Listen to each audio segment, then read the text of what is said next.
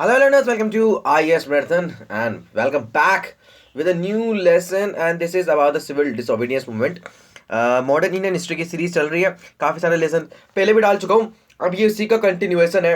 And अगर आपने नहीं देखे ना पूरा लेसन तो एक बार देख लेना, डिस्क्रिप्शन में भी लिंक दे दूंगा प्ले लिस्ट का और आप चैनल पे जाके भी देख सकते हो। राइट, सो लास्ट लेसन में हम डिस्कस किया था क्या, हाँ 1920s के बारे में डिस्कस किया था, नॉन कॉपरेशन मूवमेंट एंड किस तरीके से इसका एंड हुआ अब्रप्टली। इस वाले में हम डिस्कस करेंगे about the civil disobedience movement. Gandhi ji ने उस टाइम पे बात की थी कि सिविल डिसओबीडियंस मूवमेंट चलेंगे, अगर आपने हमारी बात नहीं मानी, सिविल लिबर्टीज को करते रहे आप, तो गवर्नमेंट ने माना नहीं और उस टाइम पे आ नहीं सका, है ना, ड्यू टू वेरियस रीजंस। अब इसको लॉन्च किया जाएगा। देखो, नॉन कॉपरेशन मूवमेंट हो चुका, उसके बाद काफ़ी टाइम तक ना कांग्रेस ऐसी पोजीशन में नहीं थी कि एक मास मूवमेंट को लेकर क्या जाएगा। गांधी जी भी 6 साल की जेल हुई थी, 2 साल में इनका रिहा हो गया था। उसके बाद डायरेक्ट पॉलिटिक्स से दूर रही है, ये दूसरे काम कर रहे थे, जैसे अनटचेबिलिटी रिमूवल कैंपेन चला दिया, चरखा का प्रमोशन कर दिया, ठीक है, as a mark of a self help. उसके अलावा साबरमती आश्रम बनाए इन्होंने इसी टाइप पे, एंड जहाँ पर ये आइडियल सत्याग्रही इसको बनाते थे। हालांकि साबरमती के आश्रम पे काफ़ी सारी कॉन्फ्लिक्ट है, कंट्रोवर्सीज हैं, चलो फिर कभी बताएंगे, है ना, आज जो हमारा टॉपिक नहीं है। Right, colonial government, colonial government ने कंसिडर किया even him to be an spent force politically. Congress Congress उस टाइम पे डिवाइड हो चुकी थी among the no changers and the pro changers, ठीक है, जो लोग चेंजेस चाहते थे और जो लोग चेंजेस नहीं चाहते थे। अब ये जो नो चेंजर्स थे ना, वो ये गांधीयन पॉलिटिक्स वाले थे, गांधीयन लोग थे ये। लेकिन जो जिस प्रो चेंजर्स थे, ये थे कि हमको जो है अब कॉन्स्टिट्यूशनल पॉलिटिक्स से रिवर्ट करना पड़ेगा, ठीक है। दूसरी तरफ अगर हम देखें तो कांग्रेस सोशलिस्ट इन्फ्लुएंस थे, उनका भी काफ़ी ज़्यादा इन्फ्लुएंस बढ़ता जा रहा था कांग्रेस सोशलिस्ट का, है ना, जैसे कि जवाहरलाल नेहरू इसके लीडर थे, सुभाष चंद्र बोस, और इसी ने आगे जाकर किसको बने, राइट लेफ्ट कॉन्फ्रंटेशन को बढ़ावा इसी से मिला with in the party. And जो शॉर्ट लीव मुस्लिम लीग और कांग्रेस का अलायंसेस था जो 1916 में बना था, आई गेस वो भी टूट चुका था, एंड खिलाफत मूवमेंट का भी डिक्लाइन हो चुका था। अब जेनेसिस देख लेते हैं मूवमेंट का, जिस तरीके से हमने एनसीएम का देखा था, ठीक है। तो सब कुछ कवर किया जाएगा यहाँ पर। मूवमेंट अगर एक बार स्टार्ट कर दिया पढ़ना तो उसको एंड तक ही करके छोड़ेंगे हम, है ना, सारे एस्पेक्ट उसके कवर यहाँ पर हो जाएंगे। तो काफ़ी सारी दिक्कतें यहाँ पर थी, एंड जैसे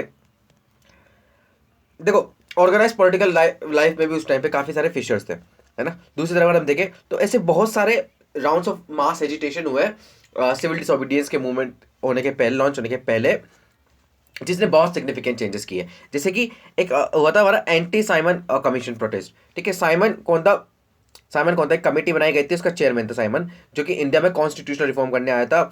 हाँ, ठीक है, 1927 में ये इंडिया में आया था, टॉरी गवर्नमेंट इन लंदन। इन्होंने एक ऑल वाइट स्टैट्यूटरी कमीशन को लेकर के आया था कि ऑल वाइट कैसे हो सकता है, अगर ऑल वाइट स्टैट्यूटरी कमीशन है तो इंडियंस के लिए किस तरीके से फेवरेबल पॉलिसीज बनाएगा, इस तरह की बात है ना। तो जहाँ भी ये गया था उनको साइमन गो बैक के नारे नारे लगाए गए और काले झंडे दिखा करके इनका स्वागत किया गया। इसको लीड कर रहे थे हमारे कौन, लाला लाजपत राय। एंड इसी का ही रीज़न था जब इस टाइम पे कमिश्नर कौन था, स्कॉट, एंड यहाँ पर एक एएसपी होता था, एएसपी जो जूनियर था इसका वो था सॉन्डर, ठीक है। तो सॉन्डर का ही आदेश था, स्कॉट का आदेश था, जिन्होंने बाद में किसको मारा, लाला लाजपत राय को मारा, और उनसे उनकी डेथ हो गई थी 1 महीने बाद। तभी सॉन्डर्स स्कॉट की किलिंग का भगत सिंह एंड एचएसआरए के कॉमरेड्स ने प्लानिंग किया था कि स्कॉट का जो है स्कॉट का मर्डर करना ज़रूरी है, ठीक है। बाद में सॉन्डर्स का मर्डर कर दिया गया। राइट, वो सब मैंने आपको इंडियन रेवोल्यूशन वाले रेवोल्यूशनरी मूवमेंट जब हम पढ़ रहे थे उसमें मैंने बहुत ही डिटेल में समझाया है, एंड कभी इन डिटेल अलग से भी लेकर के आऊँगा, जो कहानियाँ कभी बुक्स में पढ़ाई नहीं जाती वो सब आपको लेकर के आऊँगा, मैं समझाऊंगा, ठीक है, अच्छे से। तो पहला तो ये था सिविल डिसोबीडियंस मूवमेंट के पहले ग्राउंड्स बना रहे हैं, ठीक है। पहला तो क्या रहा, जैसे कि मैंने आपको बताया अभी, एंटी साइमन का जो मूवमेंट था। नेक्स्ट है हमारे नेहरू रिपोर्ट एंड जो कैलकाटा का कांग्रेस सेशन हुआ था।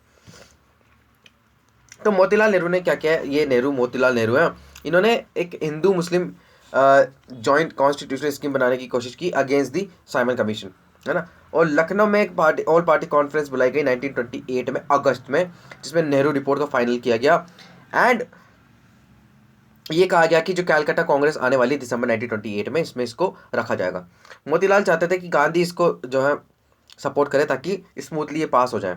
तो नेहरू रिपोर्ट जो थी, इसी ने गांधी जी को वापस से पॉलिटिक्स में लेकर के आया, ठीक है, वापस से। ठीक, कैलकाटा कांग्रेस जो दिसंबर 1928 में आया था, उसने इसको एक्सेप्ट भी कर लिया और गांधी को एज नेशनल लीडर भी यहाँ पर डिक्लेयर कर दिया। नेहरू रिपोर्ट में इसने कॉन्स्टिट्यूशनल स्कीम इस तरीके की थी जो कि डोमिनियन स्टेटस की बात करते थे, एंड जो रेडिकल यंगर ग्रुप्स थे कांग्रेस के अंदर, जैसे जवाहरलाल नेहरू, सुभाष चंद्र बोस, इन्होंने काफ़ी बड़ी मात्रा में इसको क्या किया, अपोज किया। नेहरू बोस दोनों चाहते थे कि एक कंप्लीट इंडिपेंडेंस आए, है ना। तो मुस्लिम्स ने भी इसका अपोजिशन करना स्टार्ट कर दिया, जैसे कि ग्रुप था lead by the Jinnah and Aga Khan, है ना। इन्होंने भी इस रिपोर्ट का क्या किया, ज़बरदस्त तरीके से विरोध किया। तो फिर गांधी की एंट्री होती है और गांधी लेकर के आते हैं यहाँ पर एक कॉम्प्रोमाइज रेजोल्यूशन, जो कि उसके चलते नेहरू रिपोर्ट को अडॉप्ट तो कर लिया गया, लेकिन कहा कि गवर्नमेंट ने उस टाइम पे इसको एक्सेप्ट नहीं किया। 31 दिसंबर 1930 को जब सबमिट की, इसको एक्सेप्ट नहीं किया गया गवर्नमेंट के द्वारा। तो बेसिकली टाइमलाइन दी गई थी गवर्नमेंट को कि अगर आपने 31 दिसंबर 1930 के पहले इसको एक्सेप्ट नहीं की ना, तो हम एक full ground non cooperation movement को लॉन्च करेंगे पूरी कंट्री में, पूरी इंडिपेंडेंस के लिए, ठीक है। तो जवाहरलाल नेहरू, सुभाष चंद्र बोस फिर भी अनहैप्पी थे इनसे, एंड गांधी जी से कह करके इन्होंने टाइम को 1 साल कम करा करके टाइम लिमिट को 1929 तक कर दिया गया कि 1929 ही किया जाए इसको, एंड रेजोल्यूशन को फिर पास किया गया बाय द मेजोरिटी, ठीक। Gandhi ji had a second resolution इन्होंने पास कराया which contained a detailed programme of constructive work. It involve जैसे कि ऑर्गेनाइजेशनल वर्क को, अनटचेबिलिटी को खत्म करने के लिए, फॉरेन क्लोथ्स का बॉयकॉट करें, खादी को स्प्रेड करें, विलेज रिकंस्ट्रक्शन, तो ये सब चीज़ों को यहाँ पर वापस से पास कराया गया। ये गांधी जी का स्वराज, ट्रू स्वराज का एक कंस्ट्रक्टिव प्रोग्राम का एक आइडिया था। लेकिन इन सब प्रोग्राम्स में कहीं भी हिंदू मुस्लिम यूनिटी की बात को बढ़ चढ़ कर नहीं बताया गया, ठीक है। तो वो चीज़ यहाँ पर मिसिंग थी। अब यहाँ पर बात करेंगे एक चीज़ की, वो थी इरविन ऑफर। कैलकाटा कांग्रेस आने के बाद भी बहुत से लीडर्स ऐसे थे, कांग्रेस लीडर्स के बावजूद, जैसे नेहरू बोस ग्रुप था, उसके अलावा थे लिबरल्स, वो चाहते थे कि ब्रिटिशर्स से क्या किया जाए, कॉपरेशन करके निकाल ली जाए, ठीक है। तो उस टाइम के वाइसराय कौन था, लॉर्ड इरविन, एंड इसने क्या चाहा, एक रिकॉन्सिलिएशन इंट्रोड्यूस करने की कोशिश की एज अ कॉन्स्टिट्यूशनल स्कीम, जिसमें डोमिनियन स्टेटस की बात की गई थी एज एन अल्टीमेट गोल, ठीक है। और उसको सपोर्ट मिला था लेबर गवर्नमेंट का, जो कि ब्रिटेन में थी इस टाइम पे। तो उसको कहा गया इरविन ऑफर। 31 अक्टूबर 1929 को आया, इंपॉर्टेंट डेट। इसने क्या किया, एक राउंड टेबल कॉन्फ्रेंस प्रपोज की कि इसको लेकर आया, एक कॉन्फ्रेंस लेकर के आई जाए ताकि इस इशू को सेटल कर लेंगे हम, ठीक है। गांधी बहुत रिलुक्टेंट था इसको रिजेक्ट करने के लिए, है ना, बट जो नेगोशिएशंस थी वो ख़राब हो गई।